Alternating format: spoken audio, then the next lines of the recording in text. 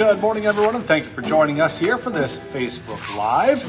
With me this morning is Storm Tracker meteorologist Robert Poynter. We'll dive into the weather here in just a minute.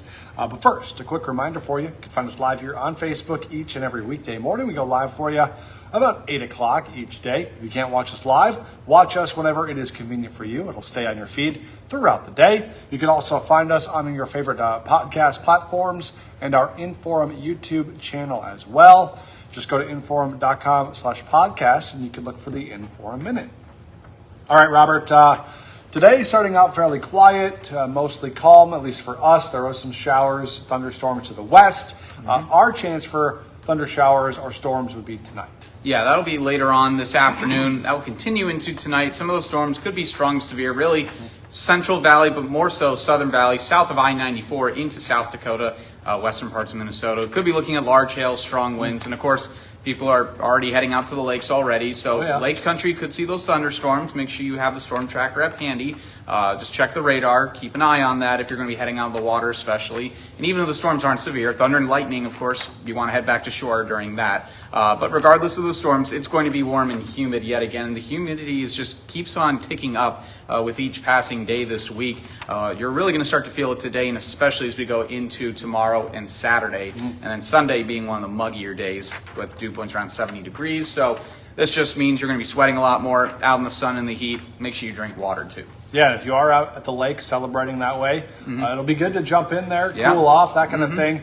You just got to be weather aware of those storms potentially. Not just the storms too, but even if it's not storming, the heat also presents its own dangers of course. If you're going to be outside. So again, just stay hydrated, drink plenty of water, have shade, sunglasses, sunscreen, have a hat on. And the heat's not going away anytime soon. That's going to coast into next week as well, getting up to around 90 by Monday. Oh, wow. Yeah. So in the 10-day forecast, everyone's obviously focused on this weekend, holiday weekend, but past that, heat continues? Yeah, we're not getting rid of these 80s anytime soon, which is pretty typical for July. You get to that certain point where, okay, we're in the 80s. We're going to be here for a couple of weeks in a row. So pretty seasonal. It's just, again, really warm outside. So you'll be looking at mid-80s the rest of next week. Really hit and miss chances of rain. That's just scattered throughout next week. We'll get a better picture of that after we get through this weekend of when to expect those rain chances. But as of right now, Monday, maybe on Wednesday as well. But regardless, the heat is going to be pretty consistent. All right. Anything else folks need to know? I think that's it. Of course, we'll be keeping a close eye on those storms as we go throughout the morning into the afternoon and evening. We'll be vigilantly taking an eye on that too. Yeah. And of course, download the Storm Tracker weather app for free. That'll get you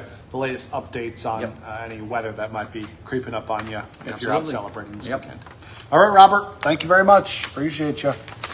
All right, let's get to our news headlines here this morning. We do have some breaking news to tell you about.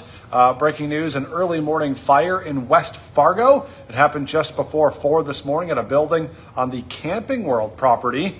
Just to the west of the main retail space off of Main Avenue there. It appears to be the Service Center building. The West Fargo Fire Department says they were called out after the fire set off the security alarms.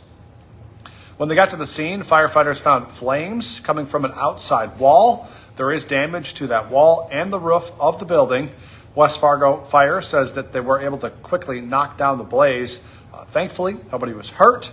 The cause of the fire and how much damage it caused is still under investigation. The defense for the father of a child that is accused of giving out candy laced with THC is trying to get evidence tossed out in court. Martin Holst was supposed to be in court today. That hearing has been rescheduled after his lawyer filed a motion to suppress evidence obtained during a search warrant. They argue that police lacked probable cause to search for the items specified on the warrant. Martin Holst and his wife Amanda Holst were arrested in May after 12 students got sick from taking THC gummies at Horizon Middle School. Prosecutors are seeking aggravated sentences in the case, alleging the crimes were committed in the presence of children and involved 3 people. After a standoff in rural Maddock last week, the man involved has now been identified. Investigators say Joseph Tracy of Maddock was waving a handgun out of the window last Thursday when they arrived. After calling for backup, the sheriff says Tracy kept that gun pointed towards the officers for 3 hours. He eventually surrendered after the Minot SWAT team arrived. Tracy is in stable condition after suffering a self-inflicted gunshot wound to the head. The city of Fargo is testing warning sirens again today. After the regular monthly testing on Wednesday, they decided that they needed to test some of those sirens again today to make sure they're working right. They might actually have to make some repairs. So you might hear the sirens going off briefly throughout the day today, but don't worry if it's this afternoon. Robert did tell us severe weather probably won't happen until later this evening. So if you do hear them later tonight, then you can pay attention to that. But throughout the afternoon, don't worry about it. We have big news for the college football season. You'll still be able to catch some Bison games on WDAY this fall. Forum Communications and NDSU Athletics have reached an agreement continuing to broadcast games. WDAY will broadcast 2 Bison games at home this season. Those are September 5th against Fordham and October 31st against UTEP. Both of those games are 2:30 kickoffs. WDAY will also bring you Bison Game Day for all 12 of NDSU's games. That always starts at 10 o'clock in the morning. And the deal also includes both men's and women's basketball and Olympic sports on WDAY Extra for the next 3 years. Don't forget, for just 99 cents a month for your first 3 months, get an all-access pass to our website, inform.com. Go to inform.com/subscribe to get that deal. And join us for the rest of our newscast today. Our next one's at 11, 4, 5, 6, 9, and 10. And we're back with First News tomorrow morning from 5 to 7. Would love it if you could join us then. Have a great day, everyone. Bye.